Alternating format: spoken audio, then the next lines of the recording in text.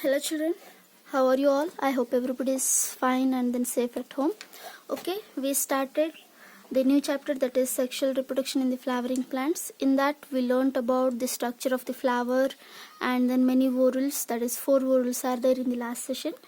As I said about the 4 whorls in the last session, we discussed about calyx, corolla, androecium and then gynoecium. Okay, we are going forward ahead in that chapter. Okay, see, in the last session we discussed what actually the synopsis of this chapter is, isn't it?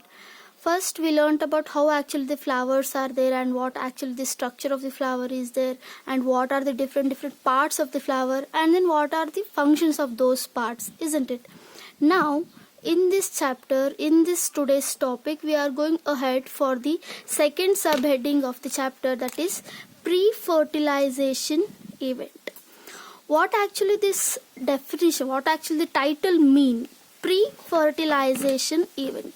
See, the topic head, the subtopic head, even only you say pre-fertilization means fertilization process is the main event. I said whatever the fertilization process takes place in the flower, before that whatever the plant is going to be means plant is showing whatever the preparation for the fertilization process, those all events are included under pre-fertilization event. See children, before going to this topic, I am clarifying you here now only.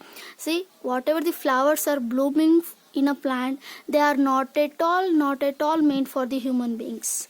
Flower blooming in a plant is just meant for themselves, their continuity of the life and then their continuity of the life cycle, not at all for the human beings. Okay, yes, of course we are using the flowers for expressing our feelings. That is doesn't matter, because you people know human beings are selfish, isn't it? So as our purpose we are using flower, but never ever think that the flowers whatever the blooming in the plant, they are just for the human beings. They actually bloom in a plant there for their purpose, okay, for their continuity of the life. Okay, let us move ahead in this.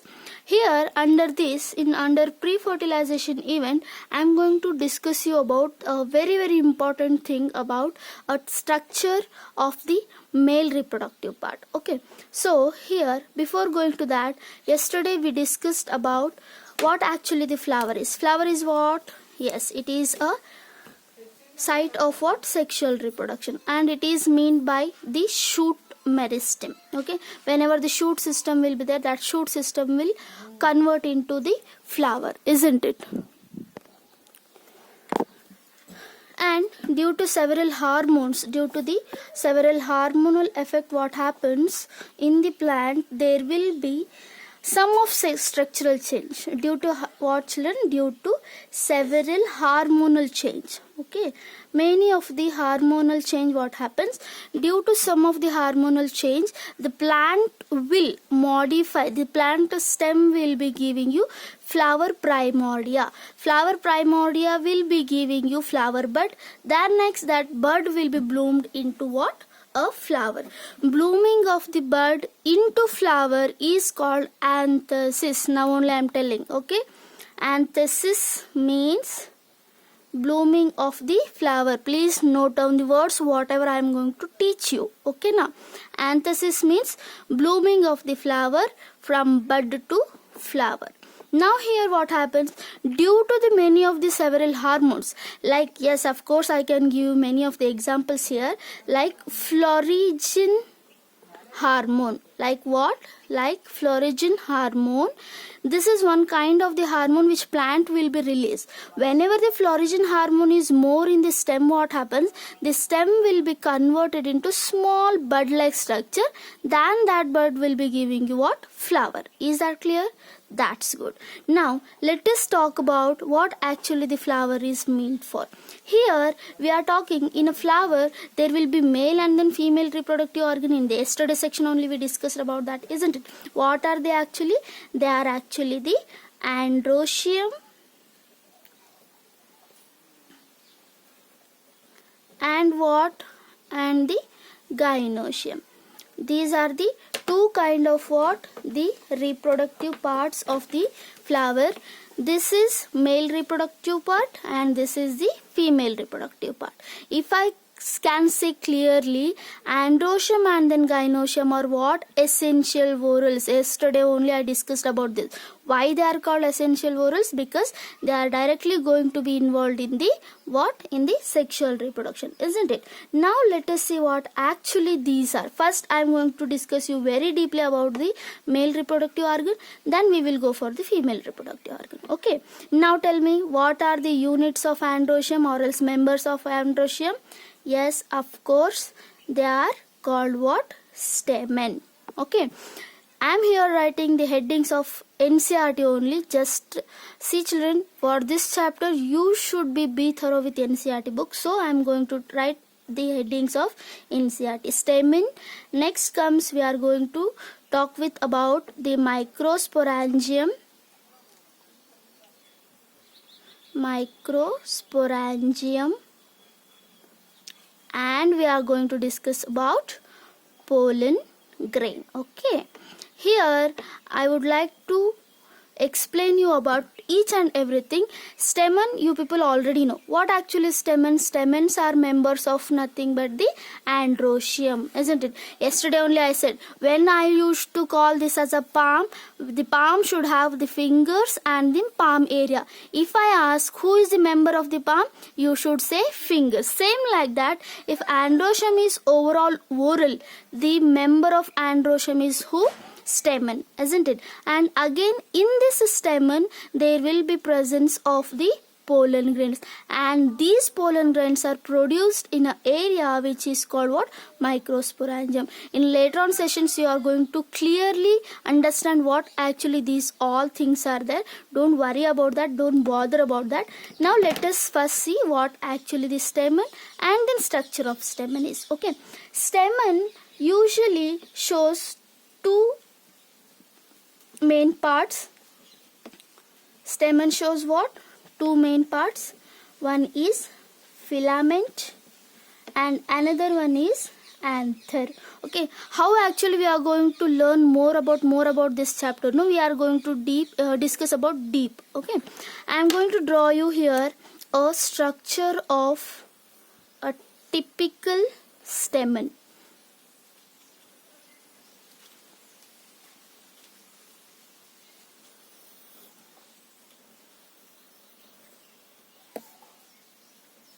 This is what actually the structure of stamen will be, overall stamen, and then this stamen is showing you both the anther and as well as the filament. I will tell you about that. Okay, this structure is what called children? Anther, and this is what? This is the filament. I am going to explain you each and every part and its function also. Don't worry about that.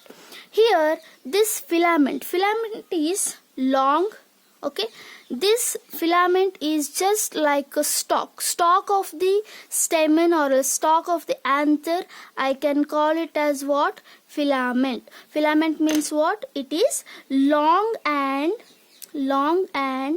slender stalk. Long and slender stalk. Okay, and what is the function of this? It will help in the exposure of the anther. Whenever the anther is exposed to the air, then what happens? Whatever the pollen grain is there inside the anther, no, they will be exposed to the air. That's what the filament is very necessary. For example, if I say the flower is there, isn't it? If flower is bloomed, and then if just imagine anther is somewhere here in deeper side, means whether the pollen grains will expose to the air? No. That's what happens. Due to the help of the filament, the anther will expose to the air. That's what this filament is very important. And here I am going to talk you about, this is one end and this is another end of the filament. This is called proximal end. Okay, and this is called distal end. In your NCERT they gave in the proximal end of the filament. The proximal end of the filament is attached to thalamus or petal. It is attached to thalamus or else petal. This word is there. Please underline that word, because on this basis for your NEET and then many of the MCQ question, they are asked many of the questions, isn't it? Why I am going to tell you. Proximal end, if it is attached to the thalamus, then, and it may be many of the plants are there where the proximal end may be attached to the petal, then that condition is called as epipetalous condition. Okay, here only I am going to clarify about this. You people learnt in first year only. I hope everybody is remembering that. Yes, proximal end, this one. Okay, this one may attach to thalamus or else may attach to the petal. Either it may attach to thalamus, either it may attach to petal. And then distal end, here only you are going to clearly observe distal end will connect to the lobes of whom? Anther. Distal end is connecting to whom? Connecting to the lobes of the anther. If I ask you, the proximal end of the filament is attaching to thalamus and then petal, isn't it? In MCQ, in the last, before 2 or 3 years back, they asked the filament is attached to dash. It is attached to anther lobe, it is attached to monoanther lobe, it is attached to petal, or else it is none of this. Means it may be attached to petal or else thalamus. Okay, I hope everybody is clear.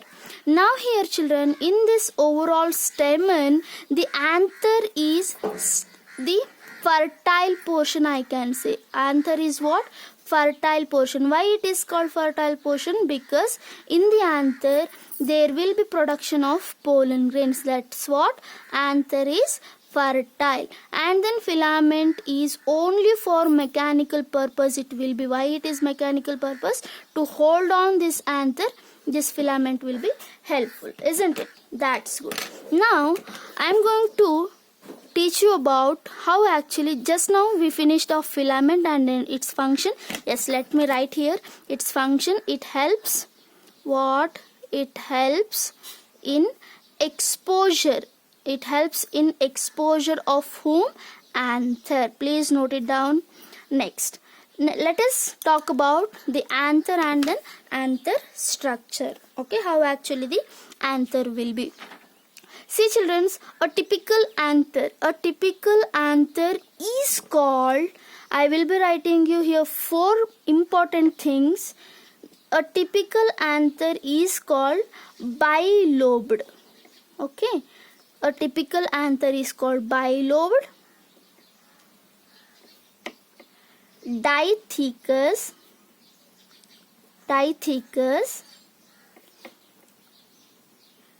tetragonal or else tetrahedral, and tetrasporangiate. Okay, in your NCERT they mentioned about these 3 words, that is bilobed, dithecous, tetragonal or else tetrahedral, I can say, and then tetrasporangiate. About this we are going to discuss in each and every words in detail children, so please carefully listen about that. See what actually these words means. Bilobed, the word itself says, bi means what? 2. Lobes means lobes. How many lobes are I drawn here? 2 lobes are, isn't it? Yes, this is first lobe and then this one is second lobe. So having 2 lobes, is called what? Bilobed.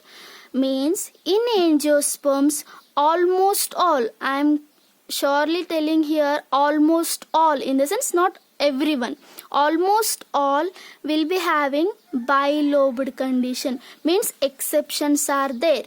Means many of the anthers are monolobes only. That about the exceptions I will be talking you in the later on sessions. Bilobed here means what? Having how many lobes? Having 2 lobes. If only 1 lobe is there, then it is called monolobous. Okay. Now here these 2 lobes, 1 lobe and then second lobe, That's what the anther of the angiosperm is called, what? Bilobe. And what about the diathecus? Here I hope everybody is clearly understanding. I am going to draw the diagram here about the diathecus. If I take section of this anther, if I take section, okay, how it will be? It will be just look like this. Three-dimensional view. Okay, children, this is a three-dimensional view of what? The anther. This is the anther.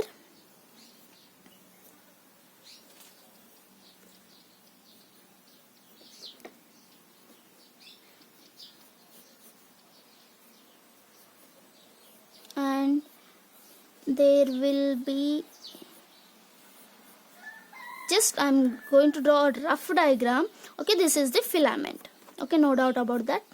And this is one more lobe. This is another lobe. Okay, yes, that's good. Now, this is a sectional view when anther is cut horizontally. Okay, if I say you this is diathecus, I am going to discuss about what actually diathecus means. We are already discussed bilobe. Bilobe means this is one lobe, this is one lobe, and this one is another lobe. I hope everybody is clear, isn't it? Yes, this is one lobe and this one is another lobe. Here now diathecus means in each lobe there will be presence of thecas. Now tell me, in each lobe how many thecas are there? 1 and 2. That's what it is called, diathecus. This is, I can call it as what? Theca. In each lobe there will be 2 thecas in anther. That's what it is called, diathecus. Overall anther, if I say how many thecas will be there? 4 thecas. Overall anther 4 theca. Only one lobe, there will be 2 thecas. For example, I can give you that. Just a minute. See, if I hold pens like this, means what happens? There will be how many thecas, children? There will be 4 thecas, isn't it? Okay, 1, 2, 3, 4. Okay, this is one lobe and this is one lobe. Just imagine. Okay, in each lobe how many? In each lobe there will be 2 thecas. Okay, in each lobe there will be 2 thecas. And overall anther, if I ask how many? 1, 2, 3, 4. 4 thecas. That's what the angiosperms. Angiosperms will be having how many thecas? 4 thecas. And in each lobe, this is one lobe and this is one lobe. In each lobe how many thecas are there? In each lobe there will be 2 thecas. That's what it is called, what? Diathecus. Next, what about tetragonal? If I ask you how many faces are there for this? 1, 2, 3, 4, 5. Sorry, 4, isn't it? There will be 4 gonal or else 4 heads for the anther. That's what it is called, tetra. Tetra means 4. Gonal means heads, isn't it? Yes, of course. When you hold any of the anther of angiosperms, there will be 4 corners or else 4 heads, children. Because of that, it is called what?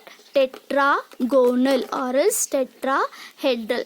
Now we are going to talk about tetrasporangiate. What actually tetrasporangiate? What did I say? In anther, there will be how many thecas? 1, 2, 3, 4. In each lobe there will be 2 thecas. That's what it is called, what? Diathecus. This theca itself is called microsporangium. Okay, this theca itself what called? Microsporangium. Our second heading. I hope everybody is clear about this. Yes, inside this microsporangium there will be formation and then presence of the pollen grain. Again our next heading. I hope this is clear, isn't it? This microsporangium, how many microsporangiums are there? 1, 2, 3, 4. That's what it is called, tetrasporangiate. If it is only having two sporangiates, it can be called as disporangiate. But here, usually in angiosperms, there will be spore sporangias. That's what it is called, tetrasporangiate. Is that clear? Yes, that is about something different and then something new, whatever I am going to explain you. Now, let me talk about what actually this structure is. Okay, when three-dimensional view of anther is there, means when anther is horizontally cutted, and then if I show you in a three-dimensional view, it will just look like this. It will be having four corners, children, and this is one lobe and this is another lobe. Each lobe will be having two thecas. Okay, each lobe will be having two thecas, and overall anther is having how many? Four thecas. How many sporangiate is there? Four sporangiate. Please be clear if I hear only. Okay, if I ask only one lobe, how many thecas? Two. If I ask two lobes, how many thecas? Four. Don't get confused here. And now I am going to talk about the grooves. There will be a deep groove in the anther. This is called what? Deep groove. Okay, this is what? Deep groove. And then there will be a shallow groove also. This is whatever I am going to dark, no? That dark groove is called shallow groove. Shallow groove. Please be careful about these two grooves, because in the next sessions I am going to talk about these grooves only. This is deep groove and then this is shallow groove. Okay, shallow groove is side by, and then deep groove is at frontal, where the filament is going to be connected. And keep in mind these two thecas, these two lobes. This is one lobe and this is another lobe. These two lobes are connected with a tissue, which is sterile tissue. Sterile tissue means there is no production of pollen grains from this tissue, but this tissue is called connective. This tissue is called what?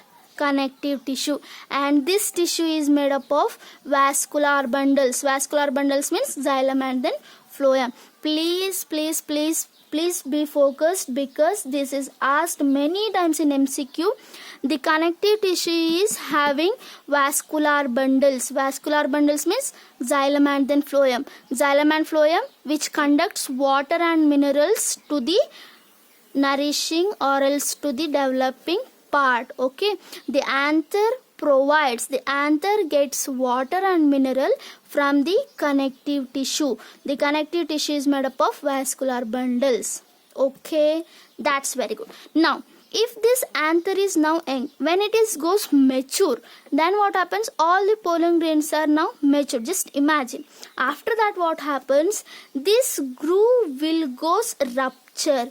Okay, this groove will goes rupture, and then in your NCERT they gave one word, that is line of dehiscence.